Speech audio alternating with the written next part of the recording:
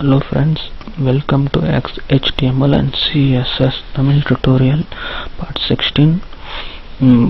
நான் சீனு போன கிளாஸில் எக்ஸ்டர்னல் ஸ்டைல் சீட்டையும் ஓவர்ரைடிங்கையும் பார்த்தோம். இந்த கிளாஸில் அந்த ஸ்டைல் சீட்டில் நம்ம என்னென்னலாம் பண்ணலாம் அப்படின்றது மாதிரி சொல்ல போகிறேன்.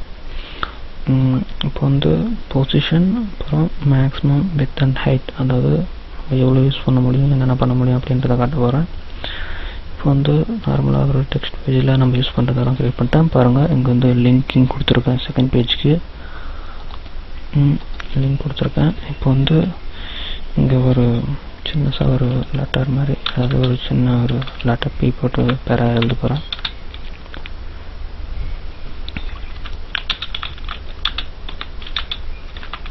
மை நேம் இஸ் டாங்கி அப்படின்னு எழுதியிருக்கேன்.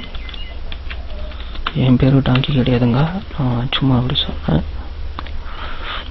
இப்போ இந்த பேக்கு சின்ன கிளாஸ் யூஸ் பண்ணலான்னு வச்சுக்கோங்களேன். ஐடி நான் கிளாஸ் ஜாஸ்திக்கு ஐடி தான் யூஸ் பண்ணுவேன்.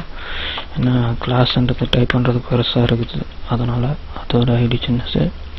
அந்த ஐடி மேலே என் பேரை கொடுக்குறேன், சீனுன்னு கொடுத்துருக்கேன். இப்போ சேவ் பண்ணிடுறேன். அந்த சீனுக்கு இங்கே எழுத போகிறேன். ஐடிக்கு ஹேஷ் போட்டுக்கோங்க, சீனு.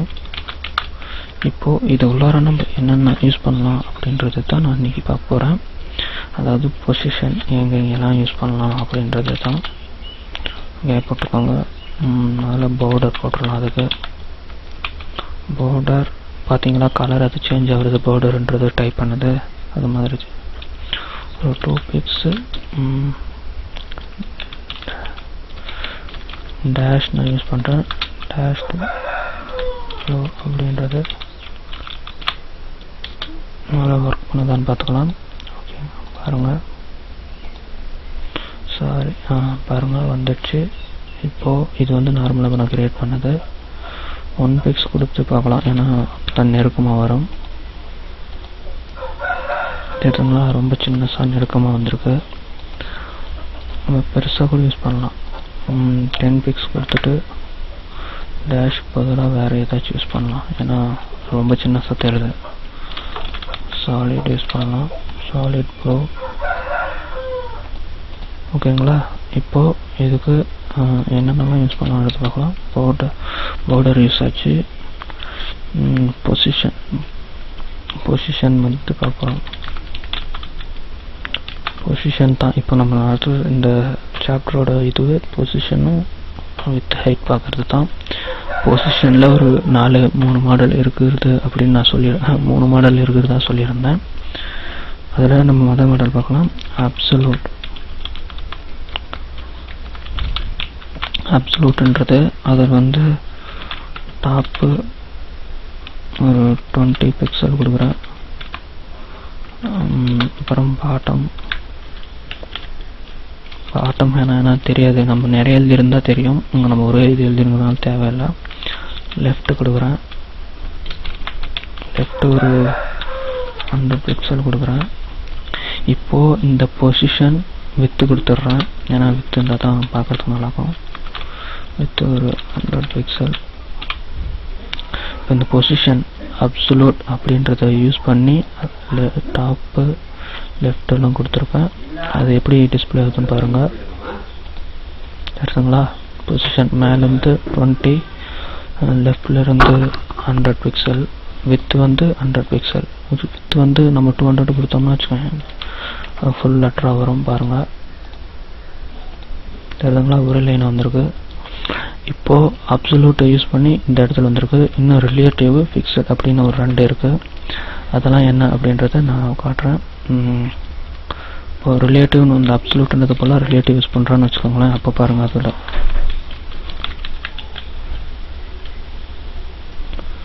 ரிலேட்டிவ் ஸ்பெல்லிங் கரெக்ட் தான். தெரியுதுங்களா, அட்ஜஸ்ட் ஆச்சுங்களே, பார்த்தீங்களா மூவ் ஆனது, அதுதான். அதாவது அப்சல்யூட்லேருந்து ரிலேட்டிவ்னா அது கொஞ்சம் சேஞ்ச் ஆகும். ஒரு 40 பிக்சல் மாற்றிக்கலாம். பார்த்தீங்களா, மேலேருந்து இப்போ நான் வந்துச்சுல்ல.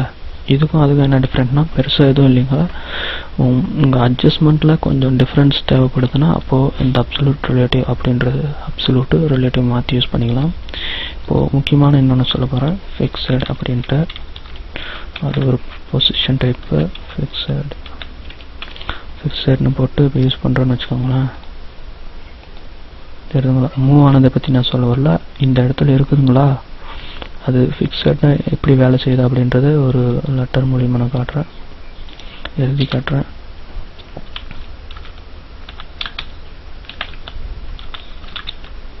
ஃப்ரெண்ட் அப்படின்னு எழுதியிருக்கேன். இப்போது ப்ரௌசரில் பாருங்கள், இங்கே தெரியுதுங்களா? இதுக்கும் ஒரு பொசிஷன் எழுதி மாற்றி விட்டுறலாம். ஏன்னா அப்போ தான் டிஃப்ரெண்ட் தெரியணுன்றதுக்காக நான் காட்டுறேன். இது ஒரு பேராகிராஃபை யூஸ் பண்ணுறேன். இது வந்து கிளாஸ்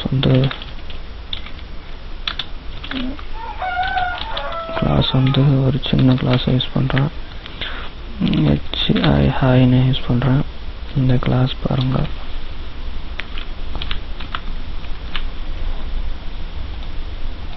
இப்போது அந்த கிளாஸ் நான் எழுத போகிறேன். இந்த இடத்துல எதுக்காக என் ஃபிக்ஸடுன்னு எழுதிட்டு இன்னொரு கிளாஸ் போயிட்டானே, ஃபிக்ஸடை பற்றி சொல்லவே இல்லைன்னு நினச்சிடாதீங்க. அதுக்கு தான் இப்போ நான் ட்ரை பண்ணிட்டு வரேன். டாட் அந்த ஹாய் அப்படின்றத எழுதிட்டேன்.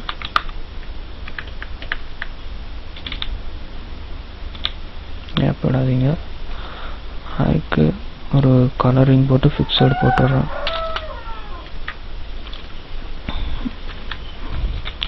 இதுக்கும் போடுற அதான் எதுக்கு தேவையில்லாத இதையே காப்பி பண்ணி வச்சுக்கலாம்.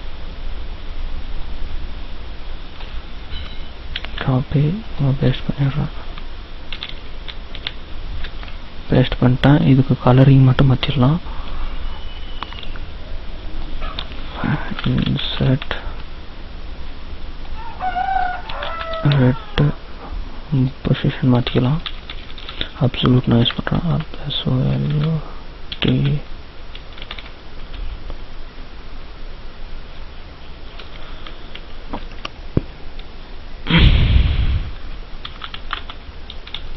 சாரி, ஃபங்கரிங் மாறிடுச்சு. அப்சல்யூட் அப்படின்னு எழுதியிருக்கேன். இதை வந்து பொசிஷன் மாற்றிக்கலாம், அப்போ தான் நல்லாயிருக்கும். ஒரு 60 கொடுத்துட்றேன். சாரி, 60 லெஃப்டில் இருந்து 100 ஓகே. இதுவும் லெஃப்டில் இருந்து 100 ஓகே. ஹைட் மொத்தம் டிஃப்ரென்ஷியேட் பண்ணால் ஓகே. டாப்பில் இருந்து 100 பிக்சல் வச்சுக்கிறேன். 100 பிக்சல் வச்சிடுறேன். இது ஒரு 20 பிக்சல் வச்சுக்கிறேன். மாற்றி வச்சா தான் கரெக்டாக இருக்கும்னு நினைக்கிறேன். இப்போ வந்து இங்கே ஃபிக்ஸட் யூஸ் பண்ணியிருக்கேன், இங்கே அப்சல்யூட் யூஸ் பண்ணியிருக்கேன். ரெண்டுத்துக்கும் டிஃப்ரெண்ட் காட்டுறேன், தெரியுதுங்களா? இப்போது இது வந்து சின்னஸாக இருக்கிறதுனால நம்மளுக்கு ஒன்றும் தெரில. நான் ப்ரௌசரை சின்னஸாக பண்ணி அதை காட்டுறேன் இப்படி அப்படின்ட்டு. ப்ரௌசர் சின்னஸ் பண்ணும்போது அதை என்னத்துக்காக யூஸ் பண்ணுறோம் ஃபிக்ஸட் அப்படின்றது தெரியும். பாருங்க, தெரியுதுங்களா? மூவ் பண்ணும்போது